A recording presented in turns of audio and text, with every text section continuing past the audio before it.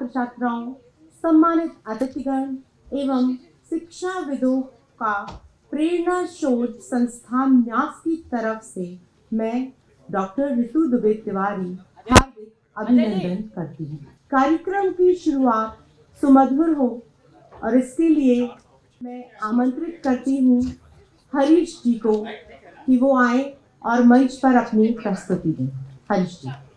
जगाया तुमको कितनी बार, जगाया तुमको कितनी बार, वेदों का आदेश यही है, गीता का उपदेश यही है, वेदों का आदेश यही है, गीता का उपदेश यही है। चलते हो क्यों नहीं कृष्ण की शिक्षा के अनुसार, जगाया तुमको कितनी बार, जगाया तुमको कितनी बार।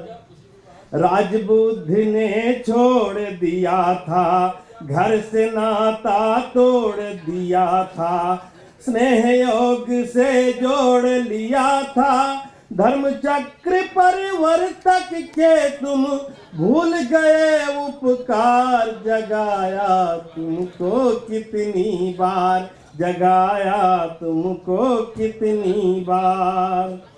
शंकर ने जीवन दे डाला, आत्मपतन से तुम्हें संभाला, अंधकार में किया उजाला, कुंभकर्ण की निद्रा से अब करो न फिर तुम प्यार, जगाया तुमको कितनी बार, जगाया तुमको कितनी बार।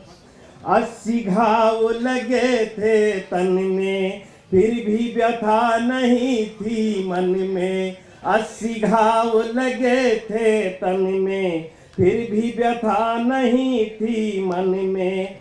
पानीपत के घोर समर में तुम्हें बचाने को निकली थी सागा की तलवार, जगाया तुमको कितनी बार, जगाया तुमको कितनी बार। शत्रु हृदय दहलाने वाला, अकबर से पढ़ते ही पाला, चमक उठा था जिसका भाला, उस प्रताप के रण विक्रम को तुमने दिया विसार, जगाया तुमको कितनी बार, जगाया तुमको कितनी बार। विश्व विदित शिवराज बली थे, रण में कृष्ण समान छली थे, सबके सब उद्योग फली थे, सुनो नहीं तुमने क्यों रण में उनकी जय जयकार, जगाया तुमको कितनी बार, जगाया तुमको कितनी बार। जिसकी तेज खड़ग के आगे अपने प्राण यमन ले भागे, फिर भी मारे गए अभागे, उस बंदा ने मचा दिया था रण में हाहाकार, जगाया तुमको कितनी बार, जगाया तुमको कितनी बार। समय नहीं है अब सोने का, निद्रा में अवसर खोने का, समय नहीं है अब सोने का, निद्रा में अवसर खोने का, गया जमाना अब रोने का, रिपुदल में तुम कर दो अब तुम मातृभूमि से प्यार, जगाया तुमको कितनी बार, जगाया तुमको। बहुत बहुत धन्यवाद आप सभी का। ईश्वर की उपस्थिति का साक्षी होता है दीप प्रज्वलित। हम सब सभागार में बैठे हुए एक एक व्यक्ति की तरफ से ये दीप प्रज्वलित होगा और मैं अपने अतिथिगण एवं डॉक्टर अनिल निगम जी से आग्रह करती हूँ कि वो हम सभी की तरफ से दीप प्रज्वलित करें।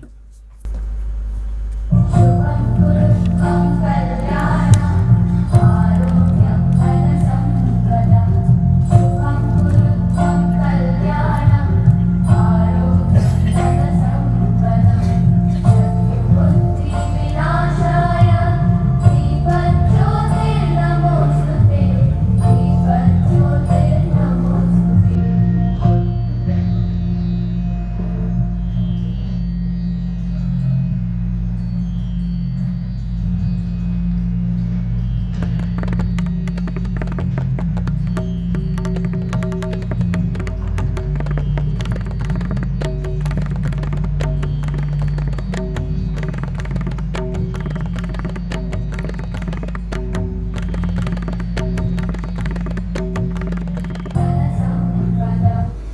मैं आनंद जी भाई साहब से निवेदन करूंगी कि अपने अतिथिगण को सम्मानित करें।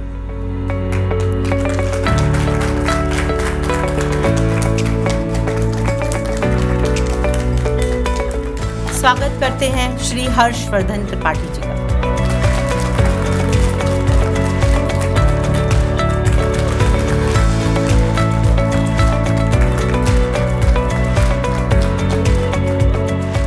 अर्थो ही धर्मस्य मूलम। आज के इस सत्र के विषय प्रवर्तन के लिए मैं आमंत्रित करती हूँ डॉक्टर अनिल निगम जी को, जो प्रोफेसर एवं चेयरपर्सन हैं department of journalism and mass communication IMS में, पत्रकारिता, लेखन एवं ब्लॉगिंग का परिचित नाम, केशव संवाद के प्रबंध निदेशक का पद भी ये संभाल रहे हैं और साथ ही प्रेरणा विमर्श के प्रथम विमर्श से संयोजक सह संयोजक की महती भूमिका में है। भाई साहब, आपका स्वागत है। नवोत्थान के नए क्षितिज के द्वितीय दिवस के प्रथम सत्र में आप सभी का स्वागत है। आज की जो थीम है धर्मस्य मूलम अर्थः। धर्म आधारित अर्थनीति केवल भौतिक समृद्धि का साधन नहीं है, बल्कि समग्र समाज कल्याण और संतुलित विकास का मार्ग भी प्रशस्त करती है। जैसा कि शास्त्रों में कहा गया है, धर्मार्थ काम मोक्षणाम साधनम अर्थ उच्यते। अर्थ वही सार्थक है जो धर्म से संचालित हो, जो समृद्धि के साथ साथ समाज में हित, न्याय और संतुलन का विस्तार करे। आज भारत एक नए संक्रमण काल से गुजर रहा है। विकास, आत्मविश्वास और आत्मनिर्भरता के साथ नवोत्थान की दिशा में निरंतर अग्रसर है। उत्तिष्ठित जागृत प्राप्त वाराणि बोधत का उद्बोधन मानो आज पुनः राष्ट्र के कर्णपटल पर गूंज रहा है। विश्व मंच पर एक दृढ़, सक्षम, सशक्त और नेतृत्वकारी भारत का उदय स्पष्ट रूप से दृष्टिगोचर होता है। यह परिवर्तन मात्र सांख्यिकीय आंकड़ों का विस्तार नहीं है, बल्कि चेतना के जागरण का प्रतीक है। अपनी जड़ों, अपनी परंपराओं और अपने वैश्विक उत्तरदायित्व के पुनर्स्मरण का कालखंड है। हम सभी सौभाग्यशाली हैं कि नए भारत के इस उन्नयन पथ के न केवल साक्षी हैं, बल्कि सहभागी भी हैं। यह समय हमें अवसर देता है कि हम नव विकास के क्षितिज को और विस्तृत करें तथा नई सोच, नई दृश्य और नवाचारों के माध्यम से राष्ट्र निर्माण की प्रक्रिया में सक्रिय योगदान दें। 2 दिवसीय नवोत्थान के नए क्षितिज विमर्श का उद्देश्य भी यही है। बदलते भारत की मनोदशा को समझना, उसके उत्साह, संकल्प और गति का अनुभव करना तथा ये जानना कि विकसित भारत की यात्रा में हमारी प्राथमिकताएं, चुनौतियां और संभावनाएं किस प्रकार आकार ले रही हैं। सामाजिक, सांस्कृतिक, आर्थिक, वैश्विक, रक्षा और वैचारिक सभी क्षेत्रों में परिवर्तन की निरंतर प्रवाहमान धारा इस विमर्श का केंद्र बिंदु है। हमारी सांस्कृतिक परंपरा सदैव संवाद, विचार विमर्श और मत भिन्नताओं के समन्वय की भूमि रही है। वसुधैव कुटुंबकम के आदर्श को आत्मसात करते हुए सर्वे भवन्तु सुखिनः सर्वे सन्तु निरामया की परिकल्पना हमारे चिंतन और दृष्टिकोण का आधार रही है। वर्तमान में भारत की अर्थव्यवस्था $4 ट्रिलियन से अधिक की हो चुकी है और भारत विश्व की चौथी सबसे बड़ी अर्थव्यवस्था के रूप में उभर कर सामने आया है, जिसने हाल ही में जापान को पीछे छोड़ा है। आज वैश्विक रेटिंग एजेंसियों से लेकर अमेरिका सहित विश्व की प्रमुख शक्तियों की दृष्टि भारत के आर्थिक उत्थान पर केंद्रित हैं। एक ओर वे भारत की तीव्र प्रगति से आश्चर्यचकित हैं, वहीं दूसरी ओर वैश्विक स्तर पर जारी आर्थिक उथल पुथल को लेकर भी चिंतित हैं। आर्थिक नवोत्थान पर केंद्रित इस सत्र को विशिष्ट और सार्थक बनाने के लिए हमारे बीच ऐसे विद्वान, विचारक और कर्मयोगी उपस्थित हैं जिन्होंने अपने ज्ञान, अनुभव और राष्ट्र दृष्टि से समाज को दिशा प्रदान की है। मैं मंचासीन विद्वजनों से आग्रह करता हूं कि वे अपने विचारों और अनुभवों से इस विषय को और अधिक आलोकित करें तथा विमर्श में सहभागिता कर रहे सभी प्रतिभागियों के मन मस्तिष्क में उठने वाले प्रश्नों का समुचित समाधान प्रस्तुत करें। मैंने अतिथियों से ये आग्रह किया है कि ज़्यादा से ज़्यादा समय प्रश्नोत्तर के लिए मिले हमारे जो सहभागी हैं, तो मुझे लगता है इसकी सार्थकता इस विमर्श की पूर्ण होगी। अब अधिक समय न लेते हुए मैं अपनी वाणी को विराम देता हूं और मंच संचालिका डॉक्टर रितु दुबे तिवारी जी से आग्रह करता हूं कि वो सत्र को आगे बढ़ाएं। जय हिंद, जय भारत। कार्यक्रम को आगे बढ़ाने से पहले एक व्यक्ति का परिचय जो हम सब जिन्हें जानते हैं, लेकिन यहाँ औपचारिक तौर पर भी ज़रूरी है। हमारे श्री कृपाशंकर भाई साहब उत्तर प्रदेश एवं उत्तराखंड के प्रचार प्रमुख और प्रेरणा विमर्श की टीम, उन्हीं के मार्गदर्शन, उन्हीं की प्रेरणा से ये सारे सार्थक कार्यक्रम पूरे कर पा रही है।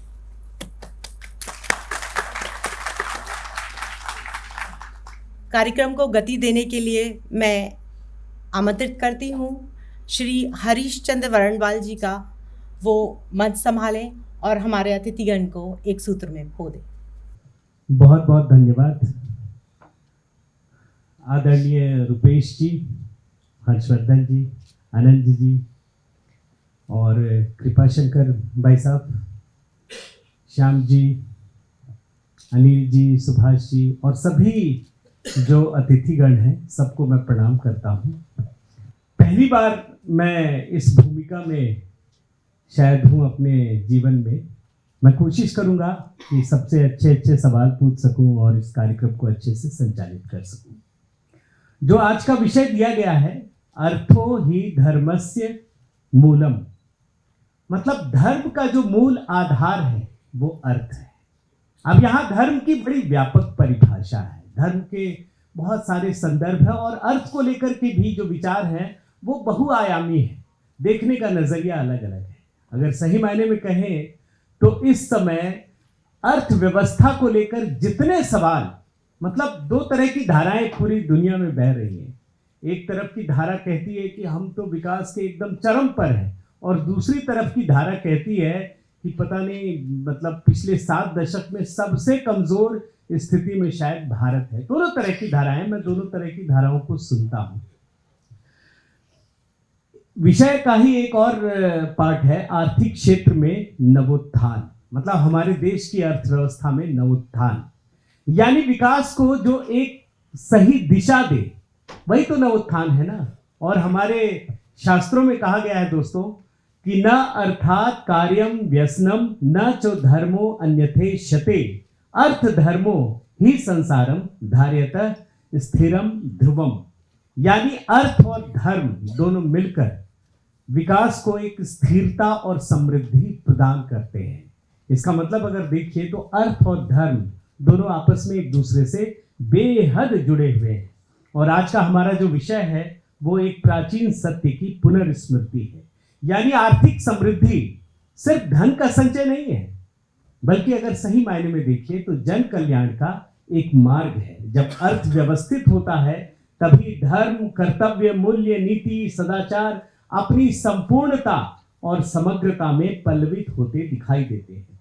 और दोस्तों सही मायने में अगर कहिए तो आज जब हम आर्थिक व्यवस्था में नवोत्थान की बात करते हैं तो ये नवोत्थान केवल तकनीक या बाजार का नहीं बल्कि हमारी सांस्कृतिक चेतना का भी है। मैं एक और अपने शास्त्रों से एक श्लोक उद्धृत करना चाहूंगा और ये श्लोक है, धर्मस्य मूलम अर्थ, अर्थस्य मूलम राज्यम, राज्यम मूलम इंद्रिय जया, इंद्रिय जयस्य मूलम विनय, यानी धर्म का आधार अर्थ है, अर्थ का आधार सुशासन है, सुशासन का आधार इंद्रिय निग्रह और इंद्रिय निग्रह का आधार विनम्रता है।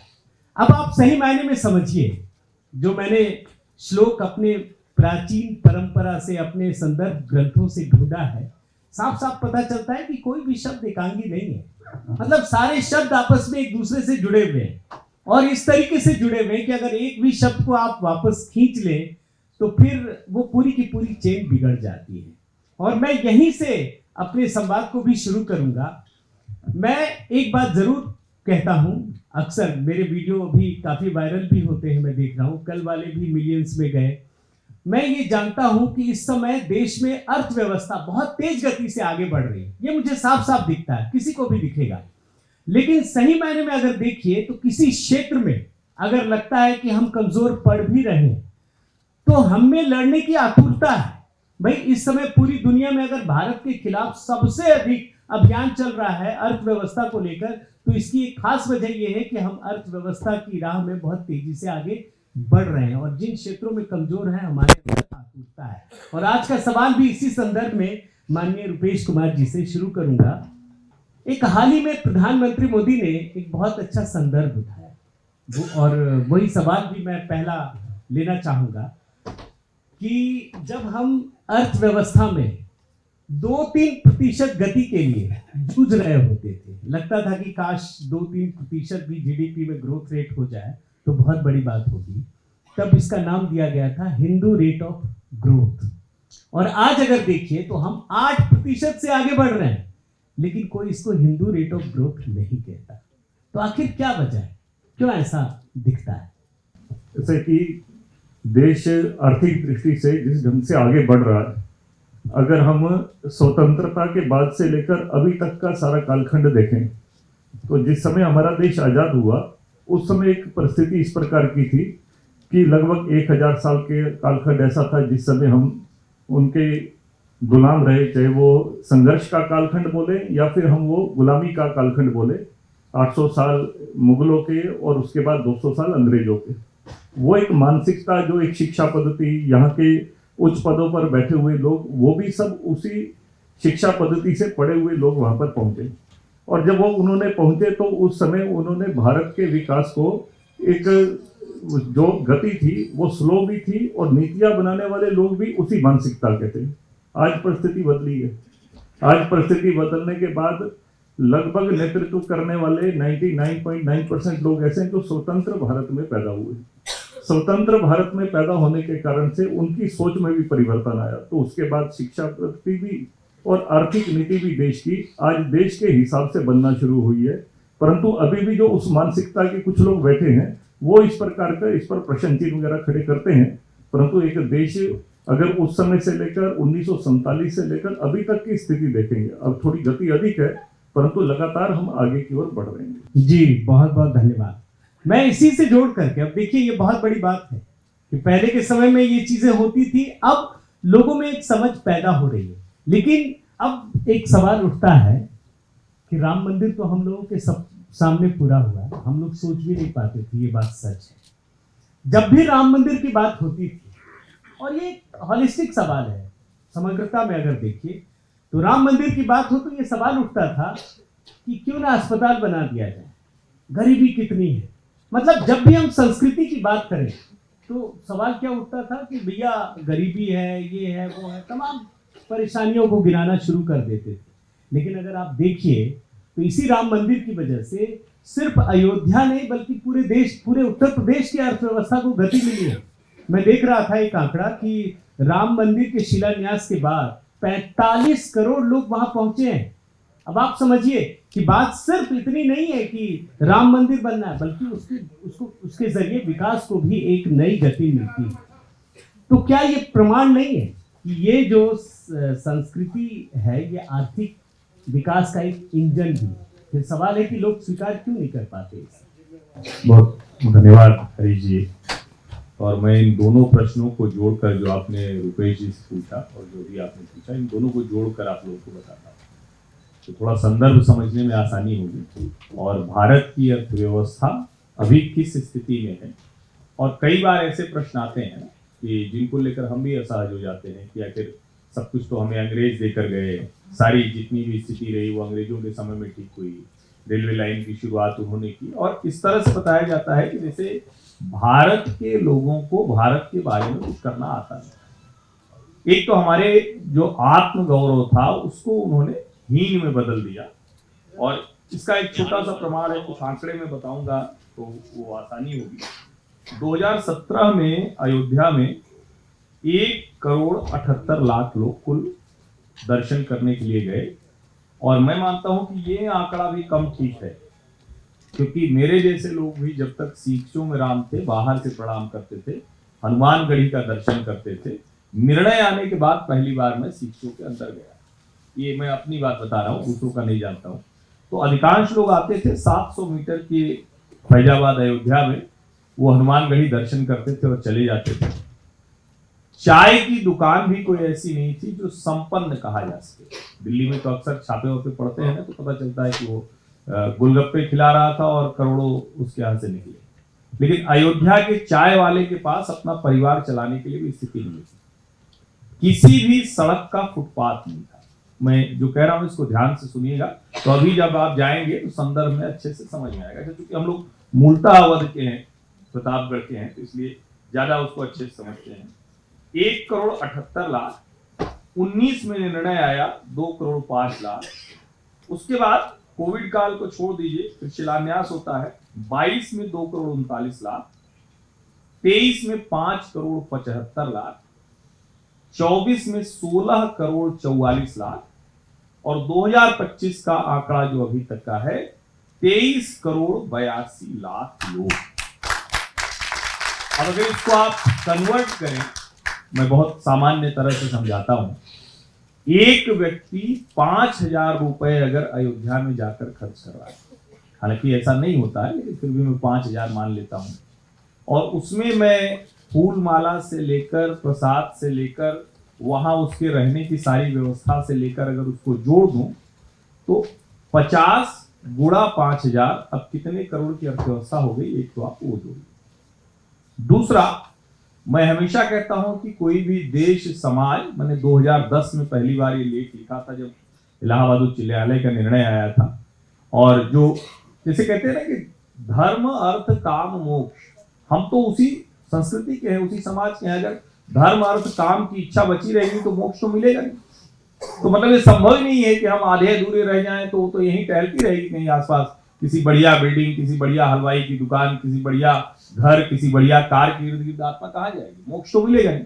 मैं समझने के लिहाज से भी कह रहा हूं, ये धर्म अर्थ काम मोक्ष के जो दर्शन के मूल में है, उसने जो ये किया, और जो अंग्रेजों की गुलामी के कालखंड में कांग्रेस पार्टी रही, वो सबकी पार्टी थी। मतलब इसको मैं थोड़ा स्पष्टता से कह रहा हूं, यहां तक कि राष्ट्रीय स्वयंसेवक संघ के संस्थापक डॉक्टर हेडगेवार जी, डॉक्टर जी भी उसका हिस्सा थे, विदर्भ प्रांत के वो अधिकारी रहे उस वक्त, जो भी पद रहा होगा उनका, मेरे ख्याल से सचिव में से। लेकिन वो कांग्रेस जब गुलामी वाली कांग्रेस आ गई, यानी अंग्रेजों जैसे दिखना, अंग्रेजों जैसे रहना, अंग्रेजों जैसे सोचना, तो वो बने नेहरू जी। और ये बड़ी स्पष्टता से मैं कह रहा हूं। और जो सवाल अभी पूछा, मैं उनका नाम बताता हूं, आप लोग भी लिख लीजिए, बड़ा जरूरी है। Hindu rate of growth, Delhi school of economics के प्रोफेसर राज कृष्णा 1965 टू 1975 में जब भारत में मंदी थी, उस ग्रोथ रेट को उन्होंने हिंदू रेट ऑफ ग्रोथ कह दिया। अब 50 करोड़ लोग सिर्फ अयोध्या में जाते हैं, 65-70 करोड़ लोग हमारे शहर प्रयागराज में गंगा नहा के, संगम नहा के चले जाते हैं। सिर्फ राज्यों की अर्थव्यवस्था नहीं, कई देशों की इकोनॉमी में प्रयागराज के कुंभ ने कुछ न कुछ एडिशन किया। जैसे उदाहरण के लिए 2019 का आंकड़ा मुझे याद है, वो बताता हूं कि 4300 करोड़ रुपए यूपी गवर्नमेंट ने लगाए थे और 1,65,000 करोड़ का उसको रेवेन्यू मिला। तो धर्म से अर्थ की यात्रा कैसे होती है, ये समझने में आपको आसानी। अब ये जो हिंदू रेट ऑफ ग्रोथ कहा जाता है, इसको एक चीज और बता दो जिससे कि आसानी होगी। जिस गुलामी के कालखंड को बार बार कहा जाता है ना कि अंग्रेज हमें सब कुछ देकर गए, 1900 से 1950 में जो जीडीपी ग्रोथ रेट थी वो थी 0.75, यानी 100 रुपया अगर था तो एक साल बाद वो 101 भी नहीं हो पाता था, 100 रुपया 75 पैसा। फिर 1950 से 1965 ये हाईएस्ट ग्रोथ रेट का पीरियड था जिसमें 4% तक पहुंचे। 65 से 75 2.5 आ गए, जिसको मंदी कह दिया गया। और उसके बाद आप जरा सोचिए, हमारे देश ने कितनी सिर्फ विभाजन विभीषिका नहीं झेली, हमारे देश ने बांग्लादेश वाला झेला, हमारे देश ने इलीगल घुसपैठिए उस वक्त 1971 में, और इंदिरा गांधी जी की सरकार के समय के आंकड़े हैं, मैं इसलिए ये बता रहा हूं, आज ये डिबेट बहुत चलती है। 1.25 करोड़ इलीगल इमिग्रेंट है यहाँ, अवैध घुसपैठिए 1.25 करोड़ उस वक्त। आज उनकी संख्या कितनी होगी ये मुझे नहीं पता है, सरकारों का दायित्व है कि खोज कर उनको निकालें। अभी जो प्रोफेसर राज कृष्णा साहब ने कहा, जरा उसको आगे सोचिए कि 80 के बाद भी हम 5% पर लगे रहे, लेकिन जब 1999 से 2004 और ये भारत के आर्थिक इतिहास के कालखंड का सबसे महत्वपूर्ण, दूसरा सबसे महत्वपूर्ण, पहला सबसे महत्वपूर्ण था 1991 जब पीवी नरसिम्हा राव जैसा विजनरी व्यक्ति इस देश का प्रधानमंत्री था और उन्हें ड्यू क्रेडिट नहीं मिलता। मतलब उधर वाले तो कम ही देते हैं, इधर वाले भी कम ही देते हैं, तो देना चाहिए, क्योंकि अगर नरसिम्हा राव नहीं होते तो शायद इस देश की अर्थव्यवस्था इस तरफ आ ही नहीं पाती, इस पटरी पर लौटती ही नहीं। जो कुछ नीति के तौर पर नरसिम्हा राव ने तय किया, अटल बिहारी वाजपेयी की सरकार ने आज आपको जितने रिफॉर्म दिखते हैं उसकी बुनियाद रखी। मैं आपको कुछ गिनाता हूं जिससे आपके ध्यान रहे। 24 घंटे बिजली आ जाती है। प्रधानमंत्री नरेंद्र मोदी सत्ता में आए तो उन्होंने कहा कि हर गांव तक, हर घर तक बिजली पहुंचेगी। अब कोई भी इकोनॉमी जब बिजली ही नहीं होगी तो आप जरा सोचिए कि कौन सा उद्योग लगेगा। तो यूपी बिहार में आप उद्योग की कल्पना कैसे कर सकते हैं जब 8 घंटे 10 घंटे का रोस्टर लगा रहता। अटल बिहारी वाजपेयी की कार्यकाल में जितने पावर रिफॉर्म के जरिए जो पावर प्रोजेक्ट बने वो काम शुरू हुआ। आज आप कहते हैं डिजिटल इंडिया सबसे कमाल कर रहा है, यानी हमारी इकोनॉमी, जब दुनिया ये जूझ रही थी कि कोविड काल में अमेरिकी राष्ट्रपति भी पन्ने पे वो अपना सर्टिफिकेट लेके घूमता था, तब हमने उसको डिजिटल इंडिया में कन्वर्ट किया और हमने कोविन प्लेटफॉर्म भी बना दिया और हमने वैक्सीन भी बना दी, जो इकोनॉमी को हमारी जो एक क्वार्टर की -27.3 थी उसको तेजी से, जिसको कहते हैं कि जबरदस्त उछाल देने में कामयाब रहा, वो करता है। तो हिंदू रेट ऑफ ग्रोथ 1999 से 2004 उसकी बुनियाद पड़ी।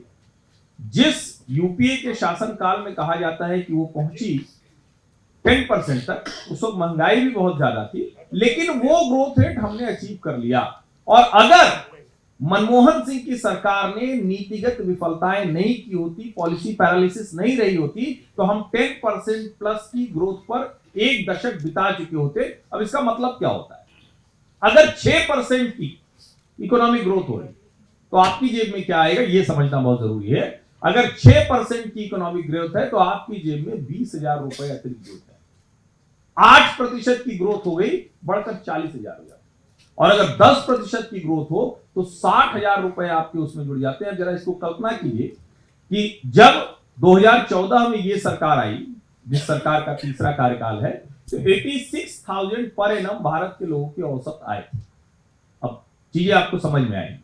और आज वो लगभग 2 लाख रुपए औसत के लिहाज से, यानी 2 गुने से भी ज्यादा, करीब 2.5 गुने से ज्यादा ये अर्थव्यवस्था में बढ़त होती है। आज हम 8.2% की जो लास्ट क्वार्टर की ग्रोथ थी उस पर गए। अभी आईएमएफ ने, जितनी एजेंसियां हैं उन्होंने, और खुद आरबीआई ने भी हमारी अगले क्वार्टर की भी ग्रोथ बढ़ा दी है, कह दिया है कि वो ज्यादा होगी। इसका परिणाम क्या होता है ये समझना बहुत जरूरी है। पिछले 1 दशक में हम 5 गुना हवाई अड्डे वाले देश बन गए। ये आंकड़े आप नोट कर लीजिए, आप लोगों को बहुत काम आएंगे। इकोनॉमी की बात करेंगे, कई बार कहा जाता है ना चारों तरफ सब गड़बड़ है। 20 गुना एक्सप्रेसवे नेटवर्क हो गया। आज आप देश के किसी हिस्से से निकलते हैं, दूसरे हिस्से में पहुंचने के लिए आपको एक्सप्रेसवे नहीं छोड़ना पड़ेगा, मतलब छोड़ना ही नहीं पड़ेगा, आप एक्सप्रेसवे टू एक्सप्रेसवे पहुंचेंगे। लास्ट माइल कनेक्टिविटी में आपको वहां भले जाना पड़ेगा। इसकी भी शुरुआत गोल्डन क्वाड्रिलेटरल अटल जी के समय। आपके रेलवे इलेक्ट्रिफिकेशन 100% हो गया। ये मतलब ये अपने आप में अकल्पनीय आंकड़े हैं जिसकी कल्पना नहीं की जा सकती। आज जब हम कहते हैं कि वंदे भारत 125 के आसपास चल रही, तो आप जरा कल्पना कीजिए, ये यूरोपियन कंट्रीज में या डेवलप्ड कंट्रीज में हम ऐसे ट्रेन इंफ्रास्ट्रक्चर की बात करते हैं। आज के समय में जब हम कहते हैं कि भाई जर्मनी का चांसलर आता है, जर्मनी के लोग आते हैं, आईएमएफ के लोग आते हैं और उनको बड़ा मजा आता है, तेरे हमने तो एक क्लिक में पेमेंट कर दिया। यानी दुनिया का वो हिस्सा जो कहता था कि ये तो सांप सपेरों वाले देश हैं, वो जो हासिल नहीं कर पाए वो हमने हासिल करके दिखा दिया। आज एयरपोर्ट हो, आज आपका सर्टिफिकेट हो, आज आपका जितने तरह की चीजें हैं, पेमेंट हो, यूपीआई आज दुनिया का सबसे ज्यादा उपयोग में लाया जाने वाला डिजिटल ट्रांजैक्शन सिस्टम बन गया है। अब ढेर सारी ऐसी चीजें हैं जिसको मैं इसके हिसाब से जुड़वा सकता हूं, लेकिन एक जरूरी आंकड़ा और जोड़ दिया, क्योंकि जब अर्थव्यवस्था की बात करते हैं तो जब इकोनॉमी चलती रहेगी, जब कारोबार चलता रहेगा, जब कार्गो सर्विस चलती रहेगी, जब फ्रेट चलता रहेगा। अभी का ये लेटेस्ट आंकड़ा है जो 24-25 का है, 1.6 बिलियन टन ये हमने फ्रेट कैरी किया है, अमेरिका से ज्यादा। ये समझना बहुत जरूरी है। और ये आंकड़े इसलिए मैं बता रहा हूं क्योंकि आमतौर पे होता क्या है कि इस तरह की बातचीत में हम नैरेटिव वॉर में हारते कहां हैं। हम बड़ी अच्छी बात करते हैं, भारत विश्वगुरु था, भारत विश्वगुरु है, भारत विश्वगुरु होगा। कैसे होगा भाई, कुछ तो बताओ ना। जब आप बताएंगे कि अंग्रेजों के समय में हम 0.25% थे, आज हम 7.5% तो फर्क पड़ता है। इकोनॉमी की भी दुनिया में स्थिति क्या है। यूनाइटेड स्टेट्स ऑफ अमेरिका दुनिया की सबसे बड़ी अर्थव्यवस्था है, $30 ट्रिलियन, ट्रिलियन मतलब लाख करोड़, 30 लाख करोड़ से अधिक की अर्थव्यवस्था। चाइना लगभग 20 लाख करोड़ से अधिक की अर्थव्यवस्था, यानी फर्स्ट और सेकंड इकोनॉमी के बीच में अंतर थोड़ा कम है। थर्ड लार्जेस्ट है जर्मनी 4.9 ट्रिलियन और फोर्थ लार्जेस्ट है इंडिया 4.27 ट्रिलियन।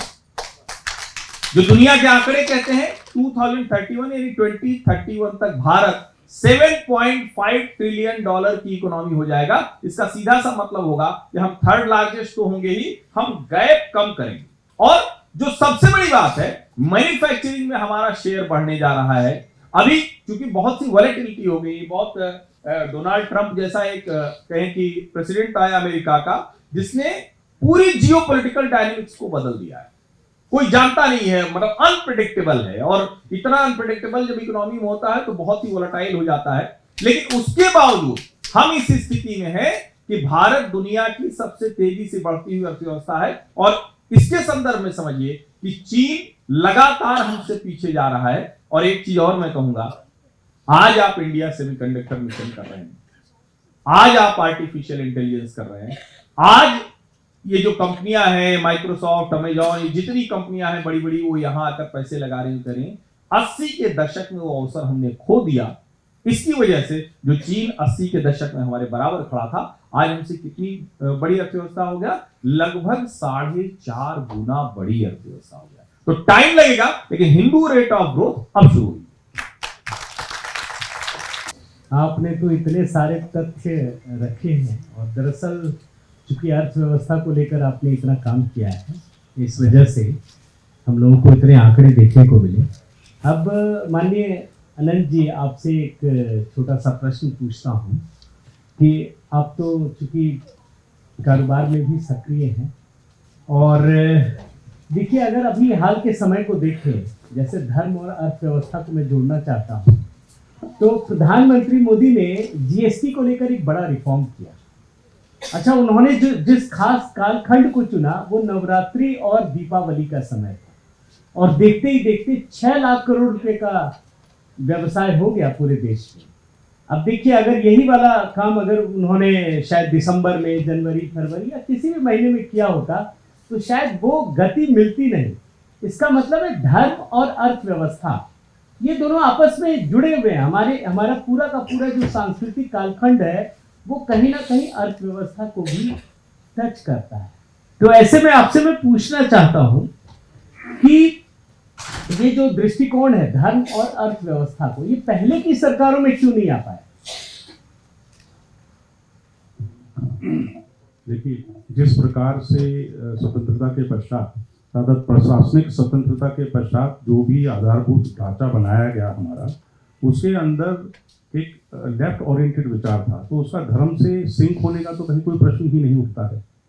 उनका ना विचार था, ना वो उस तरीके का विचार भारत की जनता में लाना चाहते थे। तो 2014 में जब हमें सांस्कृतिक स्वतंत्रता मिली है, उसके पश्चात हमने ये सिंक बैठाना शुरू किया कि अगर हम कोई शुभ कार्य या कोई इकोनॉमिकल कार्य या किसी भी प्रकार का कार्य करना चाह रहे हैं, तो क्यों ना हम उसे अपनी सांस्कृतिक धरोहर के साथ एक सिंक बैठाएं, सो दैट समाज में 2 मैसेज जाएं कि हमने एक नया कार्य किया और अपनी संस्कृति से उसे लिंक करके आगे बढ़ाने का प्रयास किया, ताकि आगे आने वाली पीढ़ियां उसको अपने आप समझ सकें और एक सहजता से उनके अंदर ग्रहण करने की एक शक्ति उत्पन्न हो।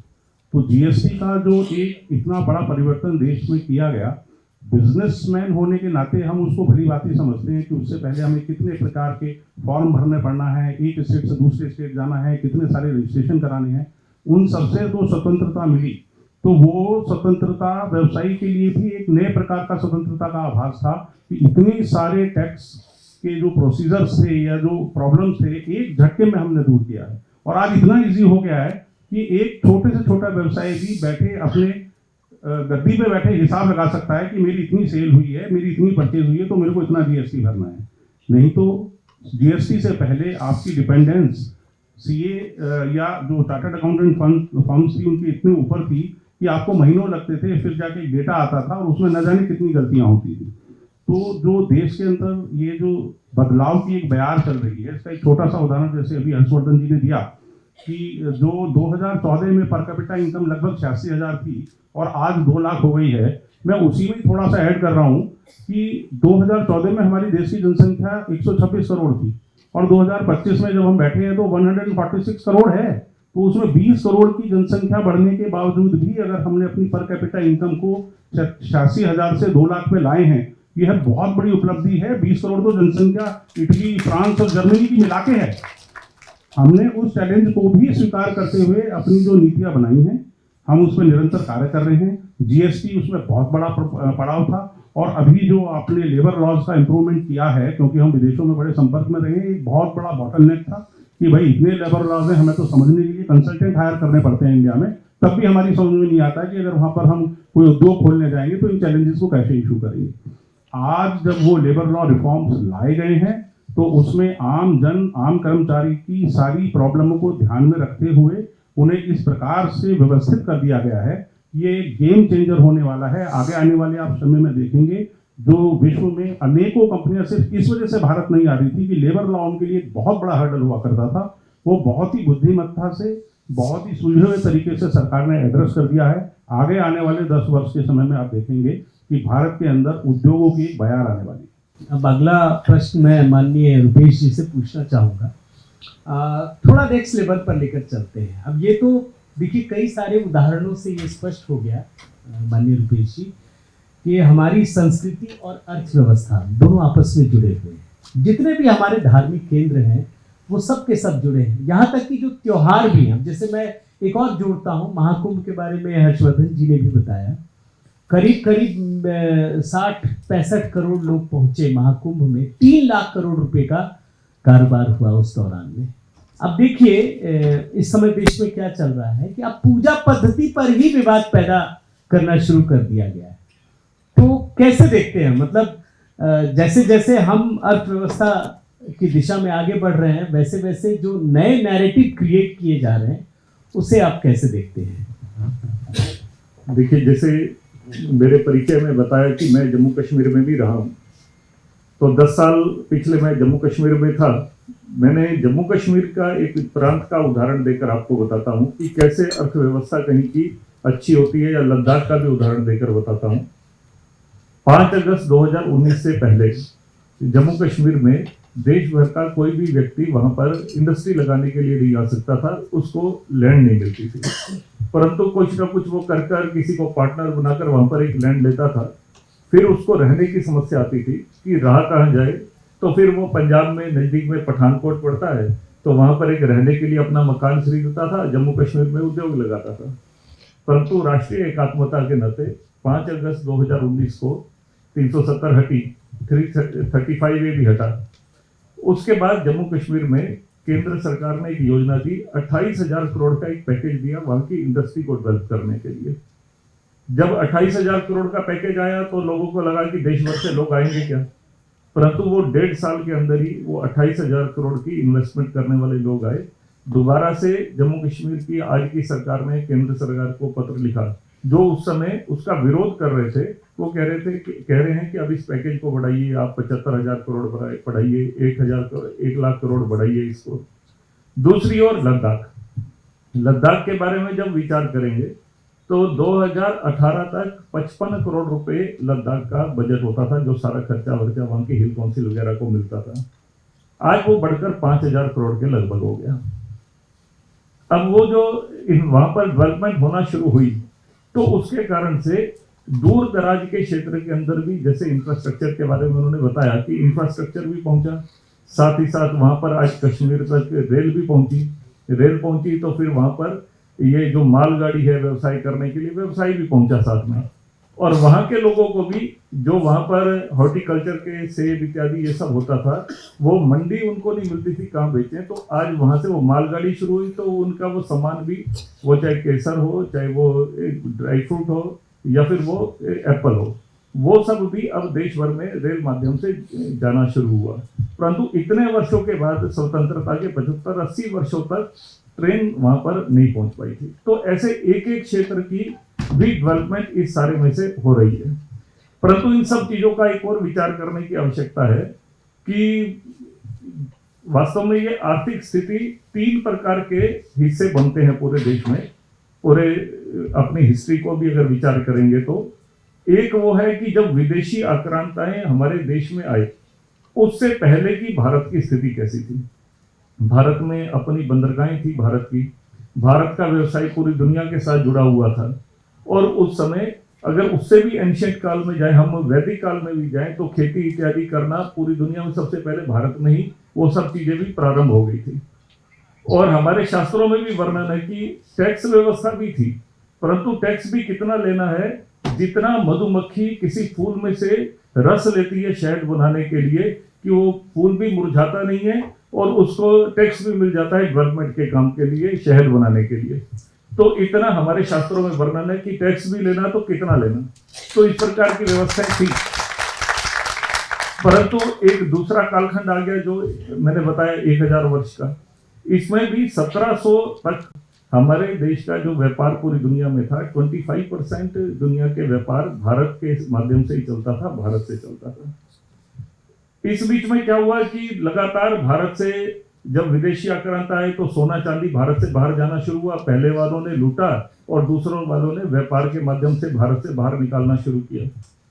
दूसरा क्या करना शुरू किया उन्होंने कि हमारी बंदरगाहों पर कब्जा कर और जहां उनको जरूरत थी उसका किया। उन्होंने इंफ्रास्ट्रक्चर का बताया, रेलगाड़ी भी बिछाई, तो क्यों बिछाई, एक एक चीज की उन्होंने प्लानिंग की। अब 1947 के बाद जो चैलेंज था वो थोड़ा सा डगमगा गया, क्योंकि उस समय जिनके हाथ में भारत की बागडोर आई, वो लोग भारत को यूरोपियन कंट्रीज के साथ तुलना कर उस प्रकार के संसाधनों के बारे में सोच रहे थे। उन्होंने भारत के संसाधनों का विचार नहीं किया कि भारत में किस प्रकार के संसाधन है। अगर भारत की जनसंख्या है तो वो भी एक हमारा एक संसाधन है। भारत के अंदर वैल्यूज हैं, एथिक्स है, तो ये भी हमारी एक विशेषता है। गुणवत्ता उसके कारण से व्यवसाय के अंदर आती है, विश्वास एक दूसरे के ऊपर बनता है। तो उनको लेकर पॉलिसीज नहीं बनी। परंतु अभी कुछ साल के अंदर जो जिस प्रकार की योजना बनना शुरू हुई, तो मैं देख रहा था कि किस प्रकार आज भारत की ताकत क्या है। क्योंकि अगर हम नए क्षितिज की ओर आगे बढ़ रहे हैं तो आज भारत की ताकत क्या है, तो आज भारत का युवा है। और अभी जो स्टार्टअप्स का आया, स्टार्टअप्स के अंदर 2 लाख से अधिक स्टार्टअप्स पिछले 2-3 साल के अंदर रजिस्टर्ड हुए, जिन नौजवानों ने एक छोटे छोटे स्टार्टअप, एक चाय की दुकान से लेकर उन्होंने बड़े बड़े प्रकार के यूनिकॉर्न तक वो लोग पहुंच गए। इस प्रकार के स्टार्टअप शुरू हो गए भारत के अंदर। और उनके अंदर कभी कभी हमें दुनिया के लोग कहते हैं कि यहाँ महिलाओं की सहभागिता बहुत कम होती है, तो 48% ऐसे हैं जिसमें महिला डायरेक्टर्स भी हैं कोई ना कोई। और जो इस वर्ष आया है उसमें 18% से अधिक तो महिलाओं के ही स्टार्टअप्स हैं। तो धीरे धीरे वो भी आगे बढ़ रहे हैं। पहले सालों में वो 10% आया था, अभी 18% तक महिलाओं द्वारा जो स्टार्टअप शुरू किए गए, हम उस दिशा में भी आगे बढ़ रहे हैं कि यहाँ पर महिलाओं की भी सहभागिता आर्थिक विकास के अंदर आगे बढ़ रही है। और इसके साथ ही साथ अगर हम और विचार करें तो आज के समय की जैसे युवा हमारी एक बड़ी ताकत है। दूसरा, मैन्युफैक्चरिंग में भी जो स्वदेशी और स्वावलंबन, ये 2 विषय जो साथ में जुड़े। हमें आत्मनिर्भर भारत की, भारत के अंदर मैन्युफैक्चरिंग शुरू हो तो ऐसी भी फील्ड्स आ गई जिसमें हम अभी तक खरीदते थे, अब हमने दुनिया के लोगों को वो तैयार कर देना शुरू कर दिया। तो जब समाज जनमानस बना लेता है तो समाज का मन तैयार होता है, पॉलिसी बनाने वालों का सहयोग रहता है और उनकी इम्प्लीमेंटेशन वाले भी थोड़े ठीक हो जाते हैं, तो चीजें ठीक होना शुरू होती हैं। तो ऐसे हम लगातार आगे बढ़ रहे हैं। इस सारे में से कुछ चुनौतियां हैं, मुझे लगा कि उसकी जरूर चर्चा करें। जैसे विदेशी चुनौतियां तो हैं, जो विदेशी लोग, जो लोग अभी तक भारत को केवल एक मार्केट के रूप में ही मानते थे, अब उन लोगों को लग रहा है कि भारत मैन्युफैक्चरिंग से लेकर हर फील्ड के अंदर आगे जा रहा है। तो वो एक चुनौती भी बनती जा रही है भारत के अंदर कि वो सब लोगों को किस प्रकार से अलग अलग प्रकार की नीतियां बनाकर भारत को आर्थिक रूप से मजबूत नहीं होने देना, उसके लिए वो लोग काम कर रही हैं। और दूसरा वो मानसिकता है जो पॉलिसीज बनाने वालों से लेकर उसको इम्प्लीमेंट करने वालों तक, हमें संपूर्ण समाज का मानसिकता और अधिक अच्छी करनी पड़ेगी। आज एक मन बना है, पॉलिसी बनाने वालों का अच्छा मन बना है, उसकी इम्प्लीमेंटेशन में भी थोड़ी समस्याएं आ रही हैं, उसके लिए समाज का मन तैयार करना पड़ेगा। मुझे लगता है कि इन फील्ड्स पर सोचने की हम सबको आवश्यकता है। जैसा अभी आपने कहा स्टार्टअप के बारे में, 2 लाख स्टार्टअप हैं और 2014 में 500 स्टार्टअप थे। अच्छा, आपने शास्त्रों में भी देखिए तो उसमें भी कहा गया है कि उद्यमेन ही सिद्ध्यंति कार्याणि न मनोरथ है। मतलब महज इच्छा करने से या मनोरथ रखने से कुछ नहीं होता, प्रयत्न करना पड़ता है। तो इसका मतलब है कि हमारे पुरातन संस्कृति, चिरातन परंपरा में भी तो ये चीजें थी। इसका मतलब है कि एक विचारों की लड़ाई है और इस विचारों की लड़ाई में जो दूसरा पक्ष है वो लगातार रोकने की कोशिश करता है। मैं एक छोटा सा अपना संदर्भ बताना चाहूंगा कि किस तरीके से लोग इस बात को खारिज करने का प्रयास करते हैं। लगभग 2.5 दशक से मैं पत्रकारिता में हूँ। एक समय ऐसा था, मतलब हम मान कर चलते थे कि अगर मोदी जी की कोई खबर आ जाए 2002-03 के बाद से लगभग 15 साल तक, हर्षवर्धन जी आप जानते होंगे, तो हम दोषी मान कर चलते थे कि मोदी का नाम आ गया। अगर स्टार न्यूज में था, न्यूज 18 इंडिया में था, तो हम मान कर चलते थे कि दोषी होंगे ही होंगे। फिर लोगों में एक बदलाव आया, मेरे में भी लगा कि थोड़ा इस पर रिसर्च करना चाहिए। अच्छा, मेरी एक पुस्तक आई थी 2011 में, टेलीविजन की भाषा। उस पर मुझे भारतेंदु हरिश्चंद्र अवार्ड घोषणा हुई 2014 में, जनवरी में, और मैं अकेला टीवी पत्रकार हूं जिनको मिला। लेकिन संयोग की बात है कि उसी समय मेरी एक पुस्तक आई, मोदी मंत्र। उसमें मैंने लिख दिया था कि मोदी को प्रधानमंत्री बनना चाहिए, 101 वजह हैं। अब मनीष तिवारी जी थे सूचना प्रसारण मंत्री, उनको पता चल गया। अब उन्होंने वो अवार्ड, घोषणा तो हो गई, दिया ही नहीं मुझे, क्योंकि लगा अगर हमने दे दिया, और जिस आदमी को मैं दूंगा भारतेंदु हरिश्चंद्र अवार्ड भारत सरकार का, अब वो तो लिख के बैठा है कि मोदी जी को प्रधानमंत्री होना चाहिए, मोदी मंत्र, दिया ही नहीं। ये विचारों की लड़ाई है। और इसी संदर्भ में मैं आपको ये कहना चाहूंगा कि आज देश में भाई रिकॉर्ड स्तर पर फॉरेक्स, मतलब जो हमारे पास विदेशी मुद्रा है, डॉलर है, लेकिन नैरेटिव क्या बनाते हैं कि भारत बहुत ही कमजोर है, अस्थिर है। तो ये बेसिकली एक नैरेटिव का लड़ाई है। अब मैं इसे संवाद के लिए ओपन करता हूं ताकि सभी लोग सवाल करें और फिर हमारे जितने सदस्य हैं वो जवाब दें। जो सबसे बड़ी मुश्किल है हमारी, और ये इकोनॉमी के लिहाज से भी, हर लिहाज से भी बड़ी गंभीर समस्या है। हालांकि निश्चित तौर पर सरकार में बैठे लोग इस पर काम कर रहे हैं और गंभीरता से काम कर रहे हैं। हमारा अपना सेल्फ मेड इकोसिस्टम अभी भी एडवांस टेक्नोलॉजी के मामले में नहीं बन पाया। और कई बार जब हम कहते हैं ना कि हम सबके हाथ में मोबाइल है, हम सेकेंड लार्जेस्ट मोबाइल मैन्युफैक्चरिंग के मामले में हो गए हैं, थर्ड लार्जेस्ट हम कार मार्केट हो गए हैं, थर्ड लार्जेस्ट स्टार्टअप इकोसिस्टम हो गए, ये सब है, हम कर सब रहे हैं। लेकिन किस पे कर रहे हैं? यूट्यूब पे कर रहे हैं। हमारा ई कॉमर्स प्लेस कहाँ है? अमेजॉन पे है।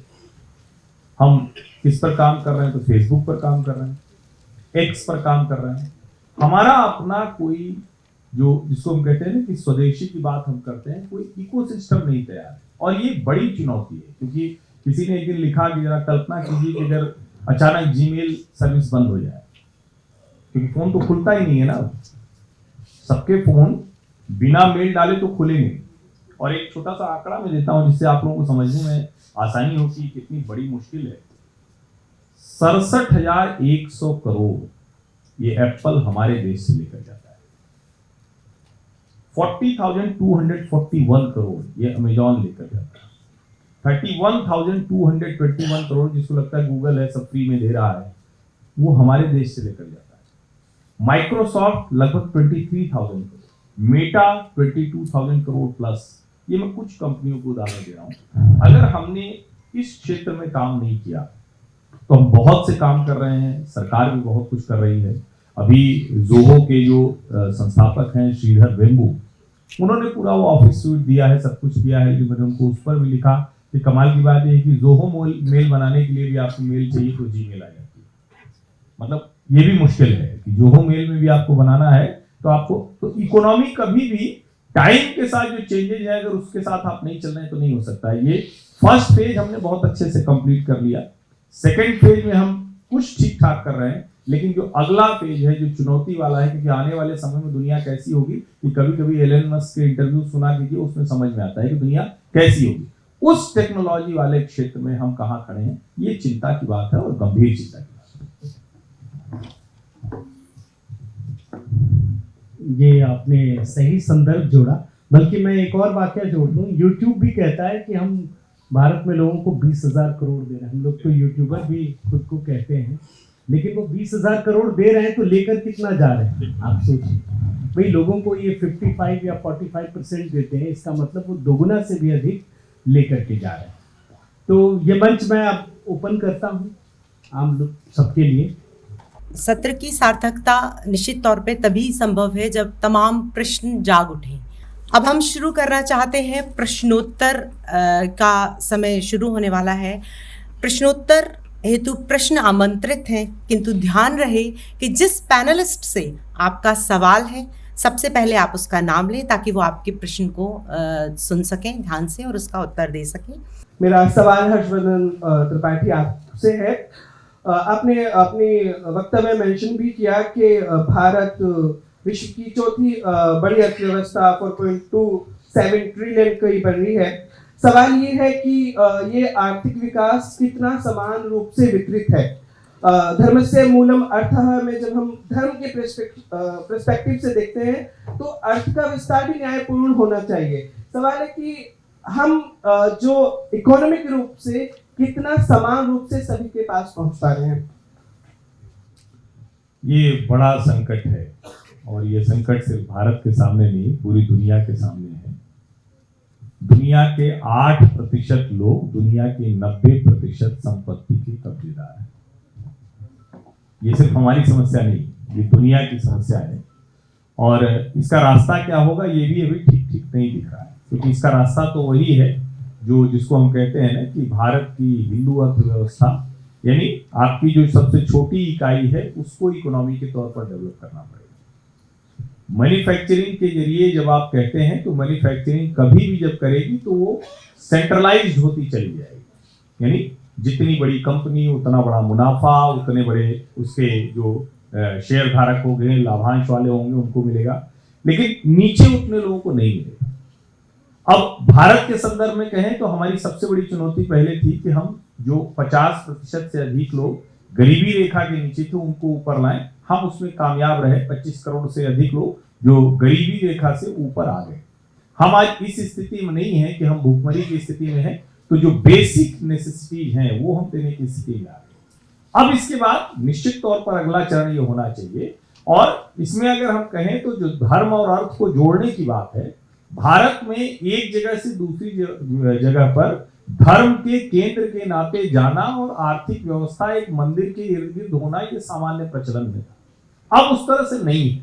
बदलती आधुनिक व्यवस्था से एकदम हम कहें कि वो हो जाएगा, शायद ये भी संभव नहीं, लेकिन हाँ ये कोशिश जरूर करनी पड़ेगी। और उसके लिए एक ही रास्ता है कि सिर्फ 5 राज्य न विकसित हों, सिर्फ 5 उद्योगपति न विकसित हों, सिर्फ 5 तरह के लोग न काम कर रहे हों। और पिछले कुछ समय में देखें, जब हम स्टार्टअप इकोसिस्टम की बात करते हैं तो वो वही है कि 4 से 10 लोग मिलकर काम शुरू करें, और वो अगर यूनिकॉर्न बन जाते हैं, यूनिकॉर्न मतलब 7,000 करोड़ रुपए की कंपनी, तो सबसे तेजी से हमारी कंपनियां यूनिकॉर्न हो रही, तो हम उस तरफ जा रहे हैं। लेकिन हाँ ये असमानता वाली मुश्किल है, और ये अभी बढ़ेगी। ये इसलिए भी बढ़ेगी क्योंकि दुनिया के जिस कालखंड में जिस देश की कंपनियां बड़ी हुई वही देश बड़ा हुआ है। चाहे यूरोप की बात कर लीजिए, जापान की बात कर लीजिए, साउथ कोरिया की बात कर लीजिए, अभी चाइना की बात कर लीजिए, और अमेरिका दुनिया में इसी वजह से पावरफुल है क्योंकि उसकी कंपनियां बहुत बड़ी है। एप्पल का जो साइज है वो दुनिया की कई देशों की अर्थव्यवस्था से बड़ा है। तो चुनौती बड़ी है, लेकिन उसका रास्ता निकलने में थोड़ा वक्त लगेगा। फाइनेंशियल इंक्लूजन में जब हम बात करते हैं मातृशक्ति की सहभागिता की, तो पहले से निस्संदेह हमने अपनी संख्या बढ़ाई है। भाई साहब ने एक उदाहरण दिया कि लगभग 18% जो अभी स्टार्टअप्स आ रहे हैं उनके फाउंडर या डायरेक्टर महिलाएं हैं। लेकिन ये भारत बहुत विशाल देश है और स्टार्टअप बहुत छोटी सी संख्या, एक उसका मान सकते हैं रिप्रेजेंटेशन। तो इसमें पहले से जब महिलाओं की संख्या हम कह रहे बढ़ी है, लेकिन जब हम तीसरी अर्थव्यवस्था होने की बात करते हैं दुनिया की, तो क्या फाइनेंशियल इंक्लूजन में महिलाओं की मातृशक्ति की और भागीदारी शामिल करके क्या हम तीसरी अर्थव्यवस्था का जो पोजीशन है वो जल्दी अचीव कर सकते हैं, या जो पहले और दूसरे से तीसरे के बीच का गैप है उसको हम जल्दी से पाट सकते हैं? जैसे कि 48% स्टार्टअप्स ऐसे हैं जिसमें महिलाएं डायरेक्टर हैं या उसको लीड कर रही हैं, इस प्रकार की 48% है। 2022 में ये 18% थी, आज हम 48% तक पहुंचे। और इस सारे में से महिलाओं का पूरे भारत में प्राचीन काल में भी कोई नया नहीं है हमारे यहाँ का कि महिलाओं को नेतृत्व दिया जा रहा है, महिलाओं को आर्थिक क्षेत्र में आगे बढ़ाया जा रहा है। तो ये प्राचीन काल में भी था। अगर हम विचार करेंगे कि महिलाओं की सहभागिता हर क्षेत्र में हमारे यहाँ रही है। जिस समय वेदों की रचना हुई उसमें भी जिन ऋषियों ने लिखा उसमें 27 ऋषिकाएं भी थी जिन्होंने वेदों की रचना के अंदर सहयोग किया।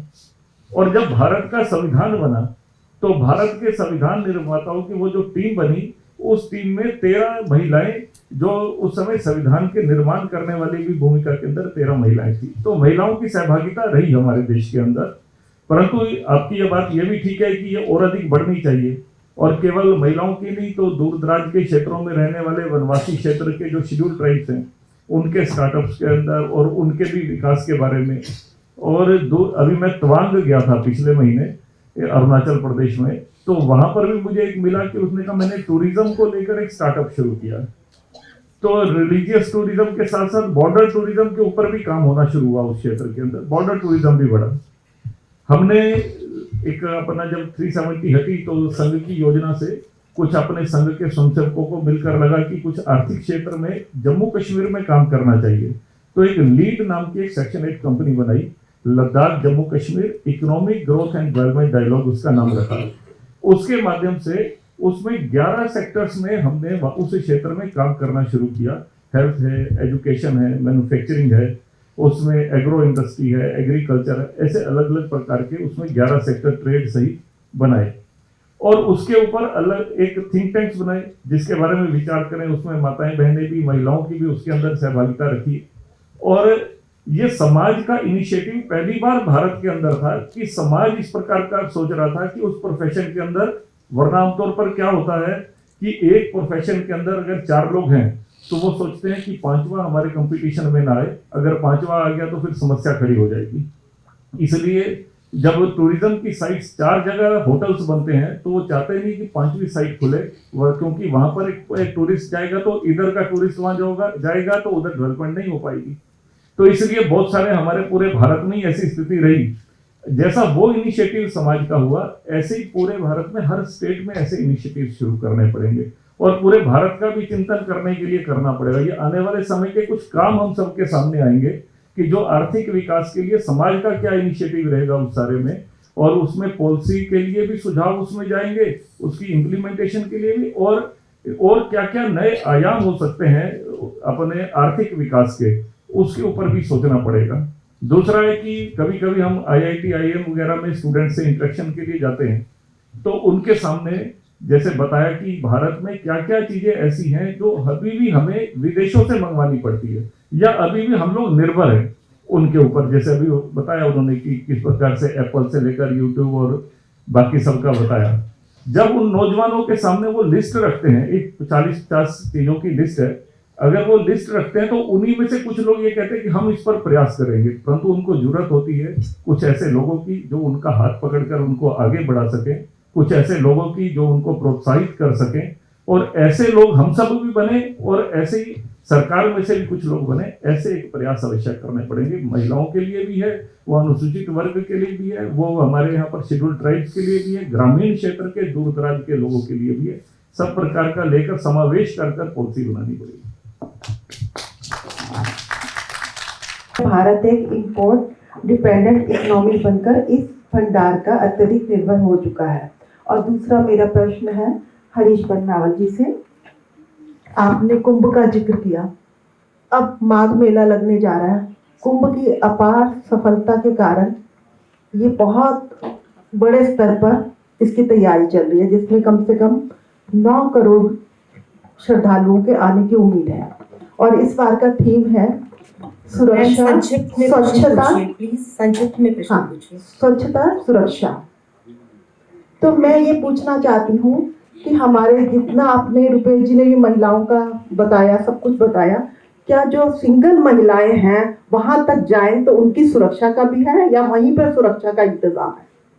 कुंभ या माघ मेले के दौरान किसी भी तरह की असुरक्षा की स्थिति कभी नहीं है। और एक इसको रिकॉर्ड के तौर पर इसकी कोई बहुत अच्छे से स्टडी नहीं हुई है, लेकिन जो अध्ययन हुए हैं, जहां भी धर्म के कार्य होते हैं वहां इस तरह की घटनाएं न्यूनतम होती। इतना बड़ा कुंभ मेला निकल गया, और जब योगी जी ने दीपोत्सव शुरू किया था अयोध्या में, तभी लोग बड़े सवाल खड़े कर रहे थे, सूरत बदल दिए उन्होंने। जब कुंभ हुआ तब भी सवाल खड़े कर दिए थे। और मैं उस शहर का हूँ, मैंने तो नहीं देखा कि उस शहर को 19 के पहले कभी मिला हो, जब योगी आदित्यनाथ की सरकार वहाँ थी 17 में जब आई और वो मुख्यमंत्री बने, तब जाकर वो हमने देखा कि जो परमानेंट आप कंस्ट्रक्शन के लिए, स्ट्रक्चर के लिए सब हुआ। और सेफ्टी सिक्योरिटी में पिछले कुछ समय में हम बहुत बेहतर हुए, और कम से कम यूपी में तो कोई नहीं कह सकता है ना कि कोई असुरक्षा हो।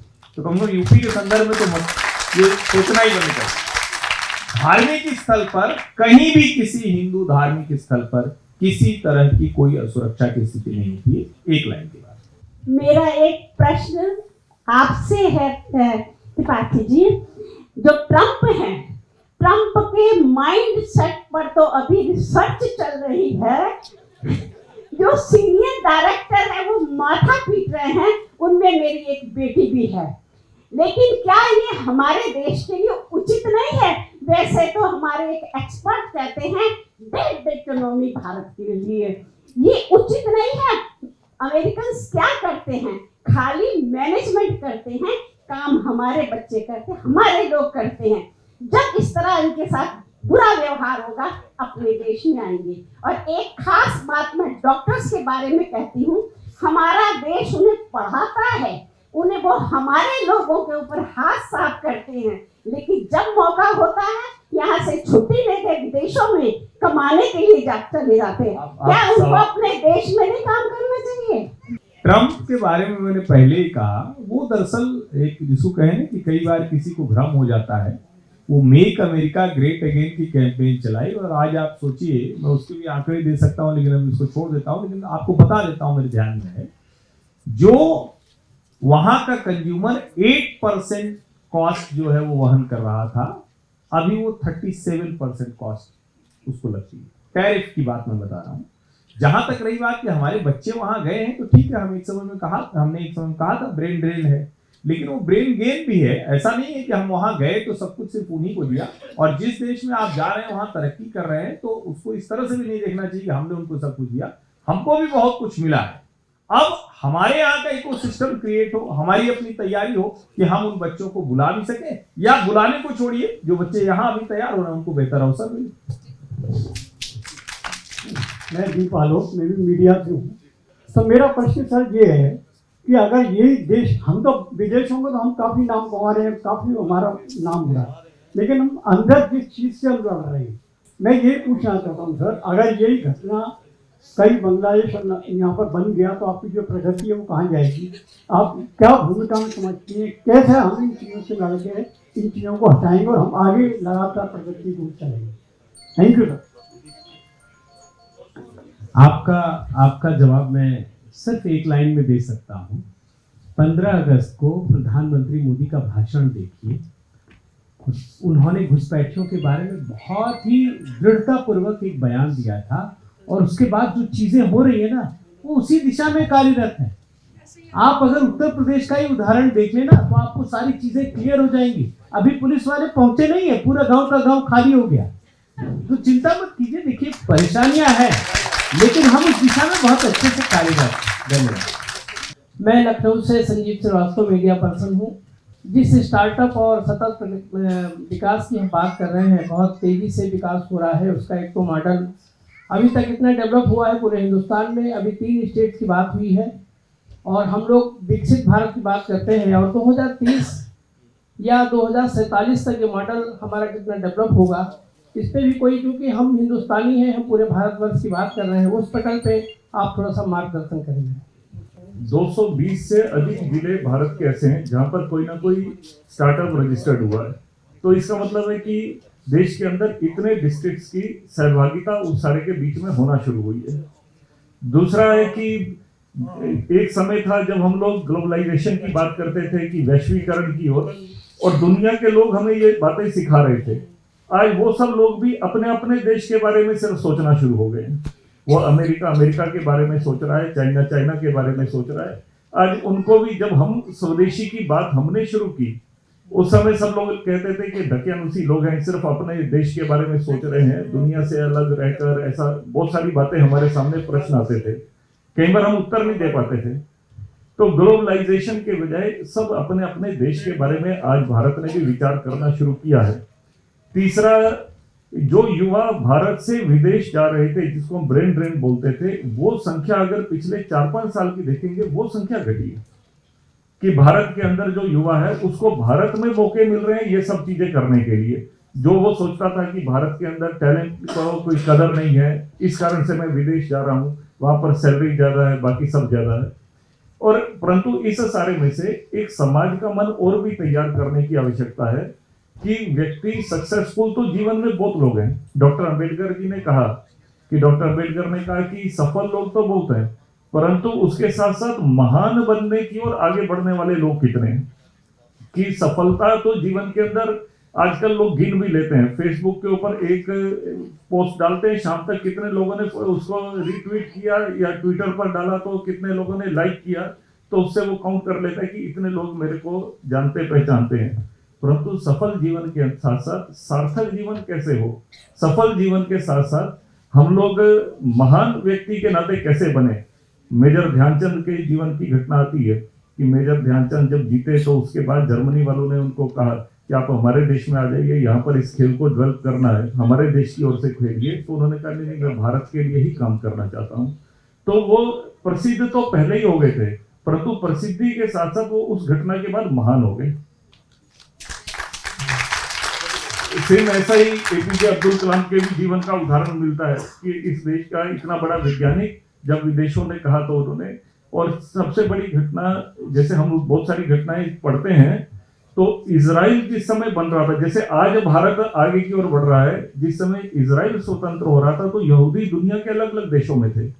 तो एक भारत से एक साइंटिस्ट जब विदेश जाने लगा तो उस समय उनके कुलीग ने कहा कि वहां पर तो वो देश ऐसा है कि जहां अभी इतनी तनख्वाह नहीं मिलेगी, इतनी सैलरी नहीं मिलेगी जितनी भारत में मिल रही है।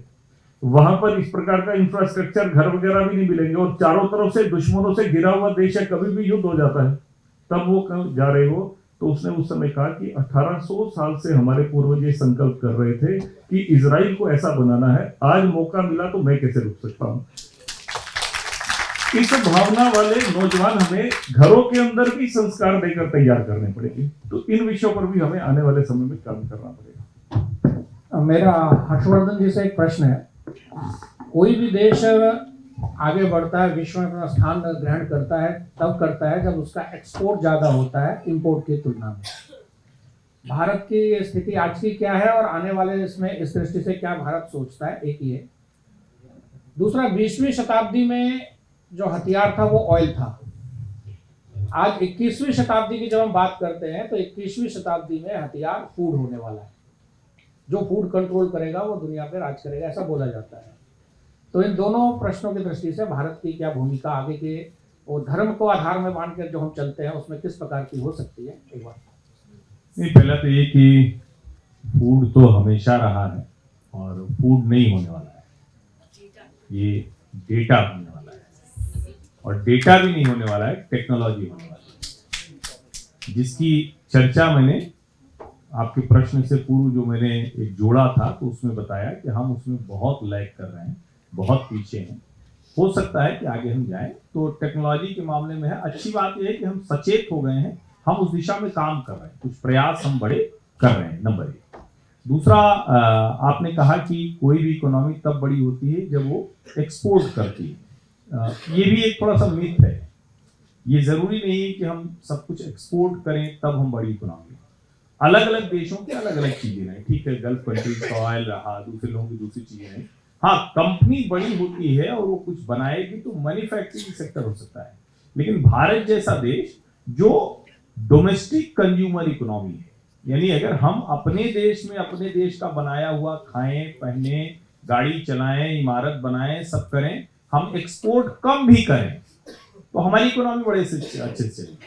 इसको और थोड़ा अच्छे से समझने के लिए कहें कि इंपोर्ट हमारा कम होना शुरू हो, यानी हम दूसरी जगह से कम बनाए। जैसे अमेरिका का क्या एक्सपोर्ट थोड़ी ना बहुत ज्यादा है, अमेरिका तो हमारे साथ ट्रेड डेफिसिट में है, हम चाइना के साथ ट्रेड डेफिसिट में, रशिया के साथ हम ट्रेड डेफिसिट में ऑयल वजहों से और डिफेंस की वजहों से, वरना हम ट्रेड डेफिसिट में नहीं।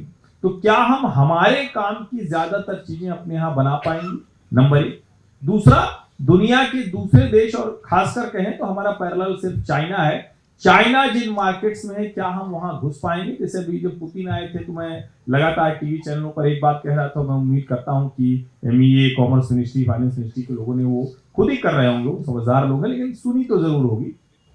एक बड़ा गैप है वहां, हर रशियन के घर में साबुन तेल से लेकर और उसकी सारी चीजें वो चाइनीज है, 50%, 80%, 60% वो सब के सब चाइना का मैन्युफैक्चर किया हुआ है। अमेरिका पिछले कुछ वर्षों में वहां से गायब हुआ, यानी यूएस कंपनी वहां से बाहर चली गई। क्या भारतीय कंपनियां वहां उस गैप में थोड़ा हिस्सा ले सकती हैं? बहुत बड़ा हिस्सा नहीं, और कितना है इसको आप समझिए, हम $4.27 ट्रिलियन की इकोनॉमी है, Russian domestic consumer market +1 trillion dollar plus की इकोनॉमी है। अगर हम उसमें से छोटा हिस्सा भी ले पाए, क्योंकि जैसे ही रशिया यूक्रेन का पीस हुआ वैसे ही अमेरिकन कंपनियां भी वहां कूद पड़ेंगी और अमेरिका चाइना की कंपनियों के सामने हमारी कंपनियां नहीं टिक पाएंगी। तो एक तो है कि हम बहुत दबाव बनाएंगे, हम एक्सपोर्ट ही करेंगे, जिस पर हर देश चाहता है कि एक्सपोर्ट नहीं हो।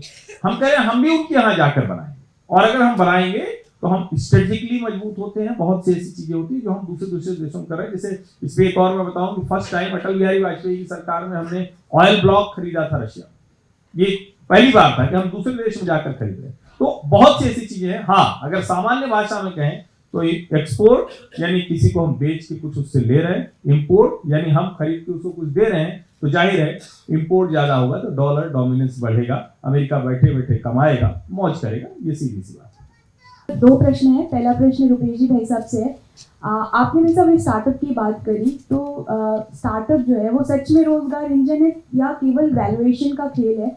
क्योंकि जब हम रोजी पिक्चर तो देखते हैं कि स्टार्टअप्स ऐड ऑन होते जा रहे हैं, बट उनका सर्वाइवल रेट बहुत ही कम है, और बहुत से जो स्टार्टअप्स एक्सपेंशन में नहीं आते, उनको वेंचर कैपिटलिस्ट नहीं मिलते हैं, उस हालत में वो उनके लिए बंद करना ही एक तरह से उनको दिखता है। तो इस तरफ क्या प्रयास किया जाना चाहिए? और दूसरा प्रश्न मेरा हर्षवर्धन त्रिपाठी जी से है कि हवाई यात्री संख्या इस समय भारत की लगभग 241 मिलियन है, तो क्या सच में इंडिया की परचेजिंग पावर है या EMI ड्रिवन कंजम्पशन है?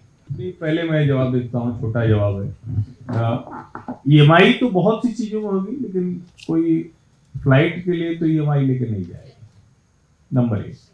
नंबर दो ये कि जो EMI ले भी रहे हैं वो मोस्ट केसेज में वो उसको रीपे कर ले रहे हैं, उनको बहुत संकट नहीं है। तो एप्पल के स्टोर पर और फ्लाइट वो अभी बहुत छोटा हिस्सा, लेकिन फ्लाइट का हिस्सा तो बहुत बड़ा हो गया है, तो उसको बहुत छोटा हिस्सा है, उसको मैं उस तरह से मानता नहीं हूँ। लेकिन इसमें भी अच्छी बात यह है कि हमारा होम ग्रोन जो ट्रेवल सेक्टर है, टूरिज्म सेक्टर है, वो बहुत बड़ा है, हमारा हॉस्पिटैलिटी बहुत बड़ा है, वो EMI पे नहीं हो सकता है।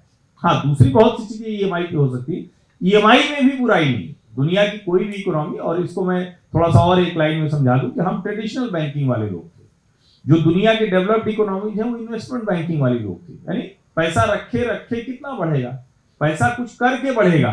तो ये जो करके बढ़े वाला है ये इन्वेस्टमेंट बैंकिंग है कि आपने घर लिया, 50 लाख का घर ले रहे हैं, आपकी क्षमता 20 लाख की है, तो आपको वो आगे के हिसाब से दे रहा है। तो EMI बुरी चीज नहीं है, टाइमली रीपे बुरी चीज है, NPA ना हो वो बुरी चीज है। अगर NPA हो जाता है तो मुझे लगता है कि इसमें कोई मतलब ये रियल है सर, इसमें कोई बहुत गड़बड़ नहीं। जिस समय जम्मू कश्मीर की इंडस्ट्रियल पॉलिसी बनी तो उस समय जो ये लीड हमने बनाया, तो जैसे इसलिए मैं बता रहा हूँ, लीड का उदाहरण दे रहा हूँ कि हम भी अपने स्तर पर कुछ ऐसा प्लानिंग सोचना चाहिए, और सोचकर ठीक जगह पर अगर सुझाव जाते हैं तो वो सुझाव माने भी जाते हैं, ऐसा भी हमें अनुभव आया।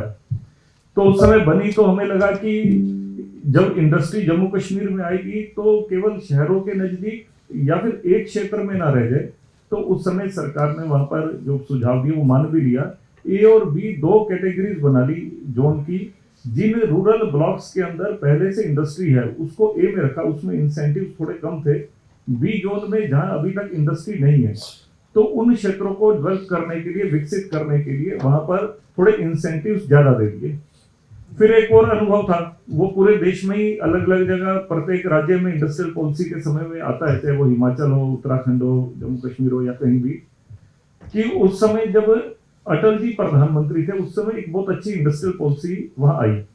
परंतु क्या हुआ कि उसके अंदर जो कानून को तोड़ने वाले लोग हैं वो भी कुछ ना कुछ तरीका निकालते हैं कि उसमें से कैसे मैं अधिक से अधिक लाभ कमा सकता हूं। जब समाज संस्कारित नहीं होता तो इस प्रकार की समस्याएं आती हैं।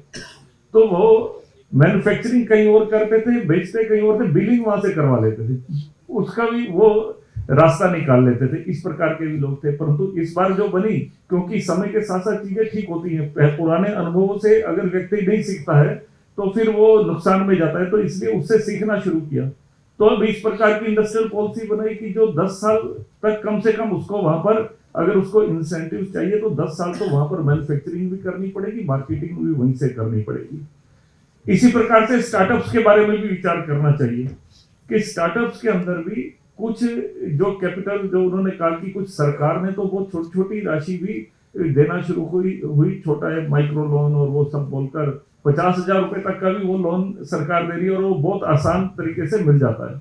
परंतु बड़े लोन भी इस प्रकार के मिलते हैं। परंतु समाज का भी इनिशिएटिव, समाज में जो मैंने कहा था वो मेरा इशारा इसी ओर था कि समाज में कुछ लोग आगे आए जो ऐसे नए स्टार्टअप्स वालों को साथ में लेकर आगे बढ़ाएं। तो उस मानसिकता का समाज भी तैयार करना पड़ेगा। वो अपने CSR फंड से किस प्रकार से कर सकते हैं और अदर एक्टिविटी से कैसे कर सकते हैं, नए लोगों को, नए युवाओं को कैसे मौका दिया जाए, समाज भी सोचना, समाज को भी इस पर आगे आना पड़ेगा। मेरा प्रश्न माननीय रुपेश जी से है। जम्मू कश्मीर के प्रांत प्रचारक रहते हुए ये जो NGO की जो बात आपने बताई, लीड्स आपने वहाँ बनवाया, क्योंकि उस वक्त आप पे जम्मू कश्मीर का दायित्व था, उस दायित्व को निर्वाह करते हुए वहाँ की चिंता आप कर रहे थे। और लीड्स एक बहुत ही यूनिक एक्सपेरिमेंट था और एक सफल एक्सपेरिमेंट है। मैं उसका जीता जागता उदाहरण हूँ, क्योंकि शायद हमारी बाहर से जाने वालों में पहली यूनिट थी जिसका कि इनॉग्रेशन हुआ, जो यूनिट कथुआ के अंदर स्टार्ट हुई। तो शायद इसी तरह के जो प्रयास थे उन्हीं का ही वो एनकरेजमेंट था कि हमारी जैसी कंपनी यहाँ से, नोएडा से उठ के वहाँ जाके एक टेक्सटाइल की फैक्ट्री लगाए।